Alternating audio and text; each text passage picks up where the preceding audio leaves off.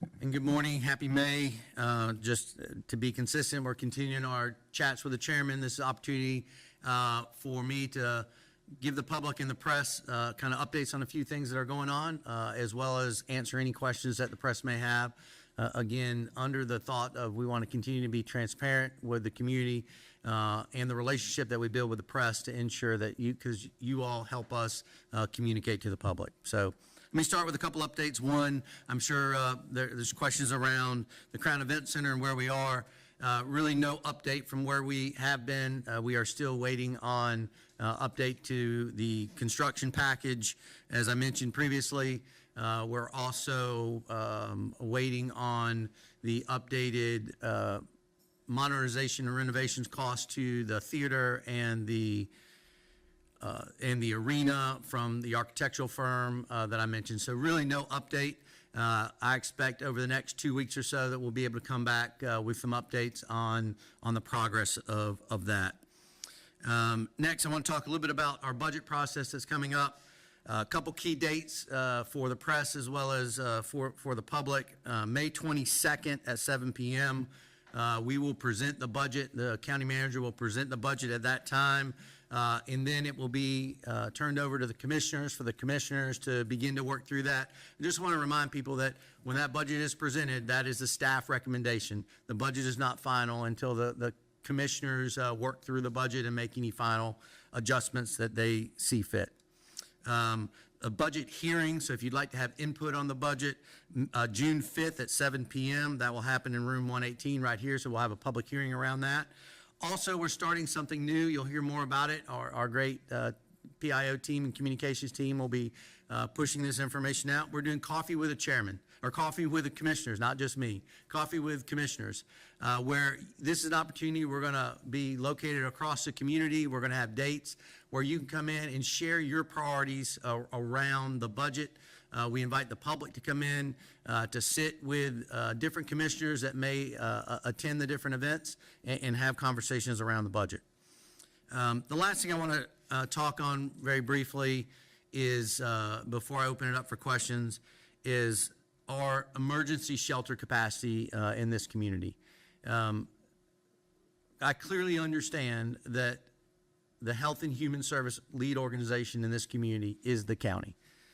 We have a obligation and a responsibility to ensure, with this gap that we just saw in capacity and the decreased capacity with the Salvation Army shelter closing of over 50 beds, that we have a responsibility to address that.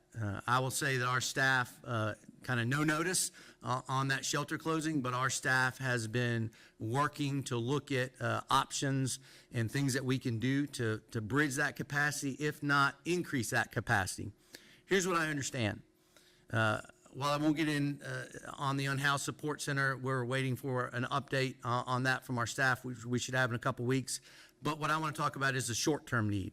You know, an unhoused support center is going to be a long process to get built, you know, as was identified when that project was launched. But what we have to do in the short term is ensure that this community has capacity. This community has that emergency need, both for men, for women, which is sorely lacking right now, as well as for families. And so our staff is working through some different scenarios. Potentially we'll bring that back to us. If needed, I will call a special meeting around it to address it. If it's in a timely manner and we need to address it in and around one of our normally scheduled meetings, I'll do that. We've been in coordination with the Continuum of Care. As you know, the Continuum of Care is that focal organization in this community for homelessness. And so we've been in communication with them. Our staff serves on that board as well. But this is something that we have to resolve. We have to expand this capacity back in our county from the loss of the beds at the Salvation Army. So as we get more information on the plan, on the short-term plan on how we can fill that, we'll make sure we're updating everyone on that. And just want to thank the community partners that have been working with our team in a very rapid way to determine and find some solutions for this unfortunate closing of the Salvation Army. So with that, I will open it up for questions from the press, and I'm going to start with Claire, because Paul will ask all the questions. I've actually talked. You're welcome to.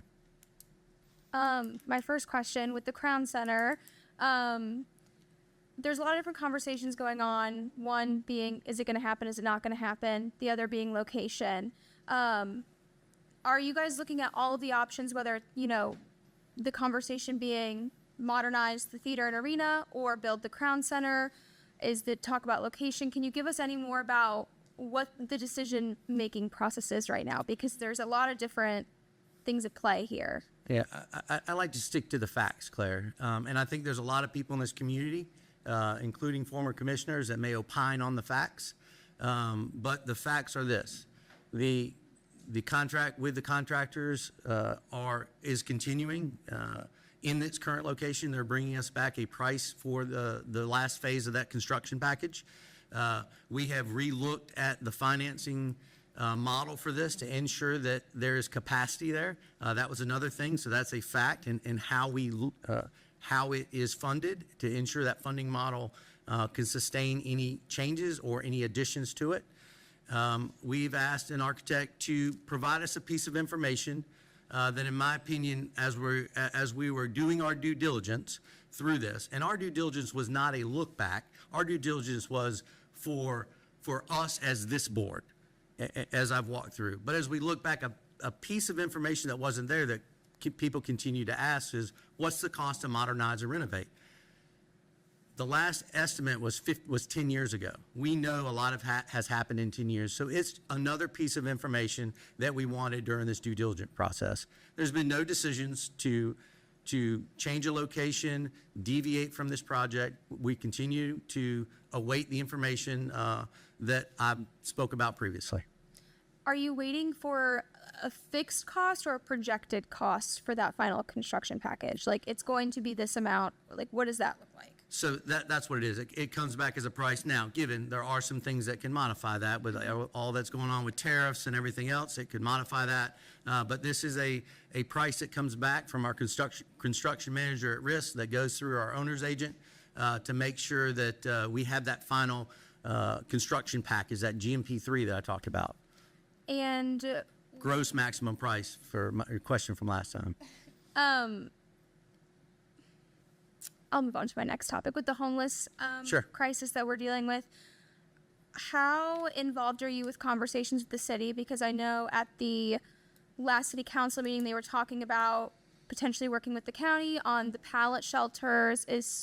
What does that look like in the future? As part of our conversations around this topic in working towards the emergency shelter capacity here, our staff, as one of the conversations they're having, they're discussing what the city is doing, how they could potentially work with us on the scenarios or the solutions that we're looking towards.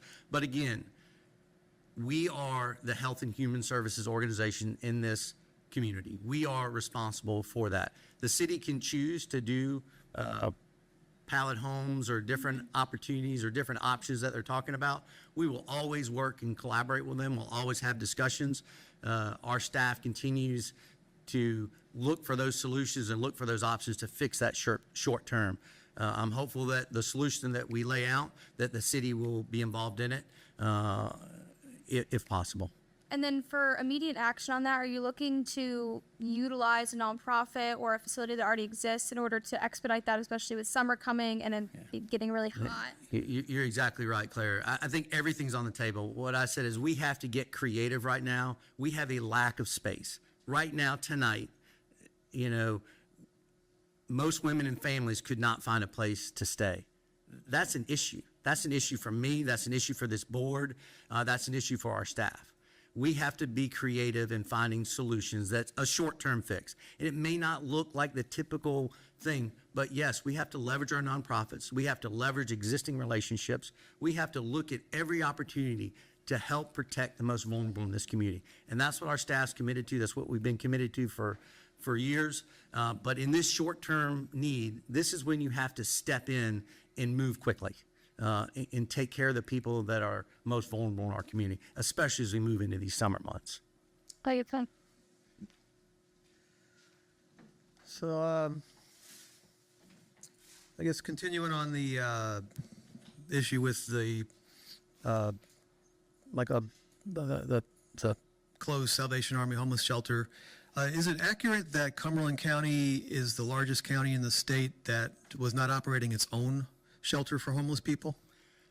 I don't want to give you a wrong fact, so I'll have to maybe defer that question to staff. I don't know that factoid off the top of my head. And was there any I kind would of, just say that as a county of our size, we do not have enough emergency shelter beds. And that's something that we need to address. It should have been addressed 4 years ago, in my opinion, or earlier. But it's something in the short term that we're going to address now in a rapid manner based on what happened at the Salvation Army. so like to make that happen, could you perhaps, I don't know, rent a warehouse and put up, that's got air conditioning and or climate control, or some other kind of large building that has climate control and maybe put in some, I don't know, porta johns or something just to get something basic just to keep people a place to go? Paul, I'm not going to guess at what the final solution is. Our staff is working diligently to provide this board back a solution. I trust and have confidence in our staff to provide us a creative solution that takes care of the most vulnerable. If I need to call a special meeting because we're in between times to move that action forward, we will do that. Okay. So I don't know what it looks like right now, but what people should take away and what you should take away is it will be emergency shelter, which is what we need in this community. Okay. The Salvation Army, did y'all have a contract with them? We did not have a contract with them. You did not, If I'm wrong. right? We did not Okay. have a contract. So you can't like sue them for breach of contract at this point or anything like that? All right. Now, it's unfortunate, the situation that the Salvation Army is in. And it's unfortunate they had to close. I wish we'd have had a little bit more notice. And I wish the lines of communication have been potentially a little bit stronger. But it's something that we have to address. To your knowledge, is local law enforcement starting to see more issues with people who can't get shelters now? Either Fayetteville PD or county or anybody else? I haven't heard that specifically, but you can just tell, I mean, in these months leading up to summer, I mean, historically, statistically, you're going to see a rise in homelessness. Right. And people that are unhoused. Okay. Coffee with the commissioners, will you have quorums at those meetings? No. Okay. And And again, Paul, it's an opportunity for the public to engage one-on-one with a commissioner. Sit and have coffee, talk about the priorities, talk about where they need their tax rate and what their property bill is, and talk about water, and talk about schools and why we need to fund those things and what's important to them. It's an opportunity for us to meet people where they are and have those conversations. Okay.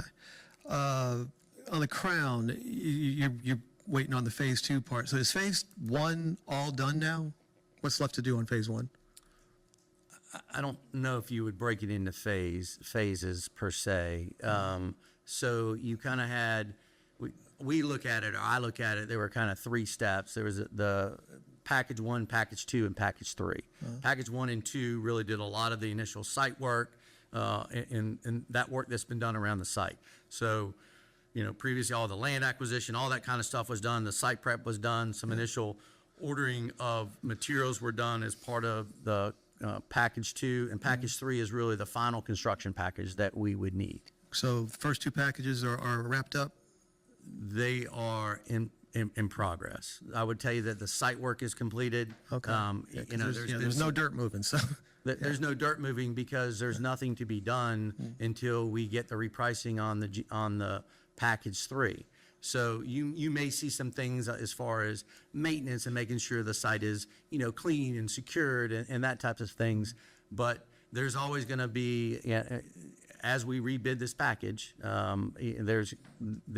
as I said before, there's a 30 to 45 period delay. But once that package comes back, then then we can have further discussions. All right. The sales tax distribution agreement y'all voted on this morning, I know I've been seeing these battles for many years. What was how would you describe the main motivation for making the deal that y'all just approved today? I think some of the municipalities had concerns, probably continuing concerns. There were some discussions around the formula, the accuracy, and I think I took, and this happened, this was going on before I was a chair. So I took the approach of, let's find common ground, let's work together and resolve this and move forward in a way that that best works for the smaller municipalities as well as the county. And so this interlocal agreement, this amendment, provided an opportunity for us to go, instead of 60%, go to 50%. And instead of the municipalities, go from 40% to 50%. So think our smaller municipalities, as they make a glide path to this transition in the sales tax to ad valorem, there was a amount of money that they were not seeing for the general fund based on the formula change. What this did is this also softened the blow a little bit. I think this was the right thing to do based on where we are in the economy and, quite frankly, with where the agreement should have been, in my opinion. But this was a board decision. But as when I became chair, it was a issue that I had to address head on, and I had multiple conversations with the municipalities, both the smaller municipalities and the larger municipalities. And my commitment to them was to find common ground, find a way that we could work forward that would benefit both entities as we move forward, and we could get some stability as they moved into their budget cycle, which was very important. So can you give a short layperson description of the problem that you came into when you became chairman and your solution? I don't know if it's necessarily a problem. Maybe I shouldn't say problem, but what I was confronted with is there was some confusion. There was some disagreement on the method and the formula for how you calculate the tax payment. Then you're talking about how the cities and the county are collecting sales taxes, and the county decides how it gets distributed among. No, there's an agreement for how it's distributed. That has been reworked several times over the years. This dates back to, and again, I'm getting way past layman, but this dates back all the way to the annexation. Yeah. So when Fayetteville had the annexation, this agreement is born out of really that annexation that happened out in Western Fayetteville. It has changed and morphed several times, even when I was back on city council. We're in the final stretch, so next year we go to ad valorem. That's a done deal. That's not going to change. Okay. In the final year of the agreement, all we did was modify it to say we're going to go back to do 50-50 split versus a 60-40 split. And the county would have got the 60. The county was receiving the 60. That's correct. And so what? My perhaps mistaken memory was that the county could just decide how it wants to do it. There's no need for an agreement. Is that? No, the county could change the rate. You have to put it in place over the course of a year. What was done with this agreement was to provide a framework for how you move forward to the ad valorem changeover. Is what this did. So we took an existing interlocal agreement that was put in place years ago, and it's been modified year after year. Okay. As the previous and it board expires this year. Correct. As a previous board next year. As a previous board, as the previous board made the decision to go to ad valorem tax, that interlocal agreement was updated with an amendment. What we've done is adjusted that amendment to provide an easier glide path for the smaller municipalities, well, all the municipalities, but specifically the smaller municipalities, as they move forward in this budget cycle for their ad valorem tax. And remember, taxes are paid, you're kind of doing it backwards, a quarter behind. Okay, and the reason you give them a glide path is because this is reducing their sales tax revenue, so you're giving them time to correct plan and adjust for that. It's a fairer approach for our municipalities. It's a way that also that they were comfortable with, that then they resolve the issue around the language and how it's calculated. And so this was a compromise, and I believe it was a good compromise for the county as well as the municipalities. Well, Fayetteville was withholding $1.6 million, right? So What's that? Fayetteville was holding back $1.6 million. I mean, so I don't know if you would have ended up, if you hadn't made this compromise, would you all have ended up in litigation? I don't want to, my intent would never be to litigate with one of our fellow municipalities. Right. But it's unfortunate if you get to that point. Again, when I took over as chair, this was an issue that had been sitting there for many months unresolved. It was one of the things that I said I would address in the first 30 days. I immediately met with the mayors from all the municipalities and began to have conversations around it so that we could find a resolution and move forward. This was a resolution that, quite frankly, our staff made a recommendation, and I positioned that and discussed that with the other mayors, and there was some agreement around that, and so we're able to move forward. But this is about, again, moving through the issues that hinder us from working together on issues, finding common ground, and do what's in the best interest for this county and the people of this county. Okay. How much money are we talking about here from the sales tax revenue? Like how much?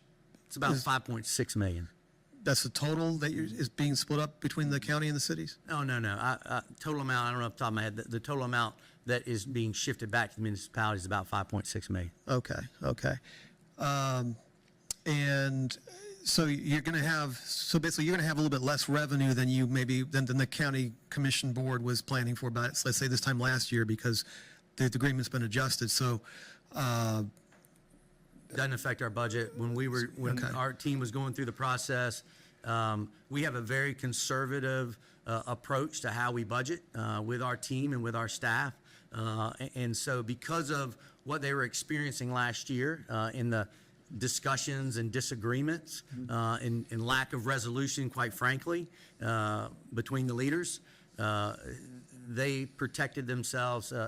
We made allowance for that in the budget. So you will see as the county manager presents his budget, we will continue to provide the services that the citizens deserve. okay, so this agreement, so I make sure I'm clear, this agreement that y'all approved today, is this for the 24-25 fiscal year, the 25-26 fiscal year, or both? It's a combination of both. It's looking back and then going forward. So you'll go in, so you've got quarters, this is paid by quarters. Okay. Okay? And so we're adjusting, there's only 3 quarters left to pay right now. So it's adjusting what we did last year and then moving forward to this year. Oh, so the payments fall on a calendar year instead of a fiscal year? Or the program, or the arrangement? They fall in we're getting way in the weeds. Yeah, Paul. Way in the weeds. Right. And I'm glad to have I don't wanna be- you and I have a sidebar on this? Okay, and all my right. I just wanna be my staff and I inaccurate. can provide Yeah. you a ton of information. Okay. But there's a cycle for how this, Yeah. they're paid in arrears and everything else. I mean, we're way in the weeds. Okay. And I'm glad to have this conversation with you, but I think it might be more beneficial to lay it all out for you in paper, and we'll give you whatever information. I mean, I've got spreadsheets on it and everything else that give you all the information you want to know. Yeah, so I was trying to see if it's going to affect the upcoming fiscal year. No, the intent, you're exactly right. So the intent is to put this in place before the municipalities went into the budget cycle, just Right. like we are now. Right. So they will see an increase in their sales tax In the revenue. upcoming fiscal in year. this coming fiscal year. All right.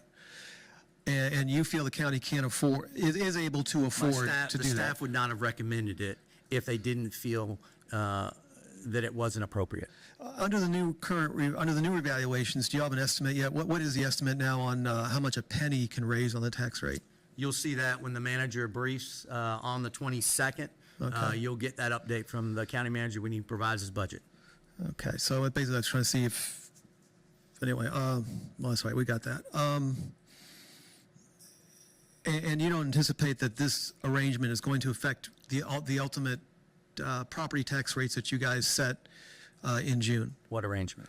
That you're doing 50% instead of 60%. That's sales tax revenue versus property tax. Right. So you're gonna have less revenue coming in from the sales taxes. So does that roll over into, or you got to charge a little more on property taxes?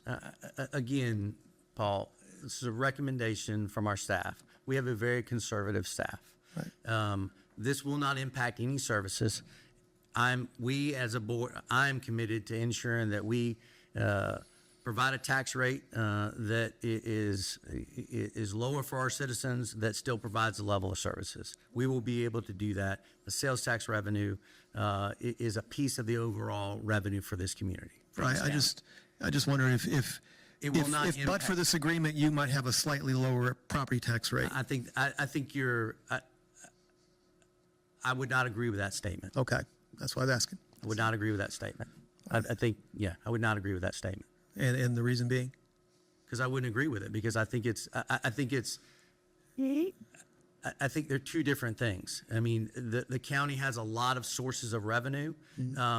We have a staff that recommended this approach to resolve the sales tax issue. It doesn't impact the future services that we will provide. You got to think about, we have X amount of millions of dollars that we put into our fund balance. Beyond that, when we have over the authorized amount, we move that to our capital fund. So there is the ability for flexibility in room that it will not impact our ability to provide services to our community.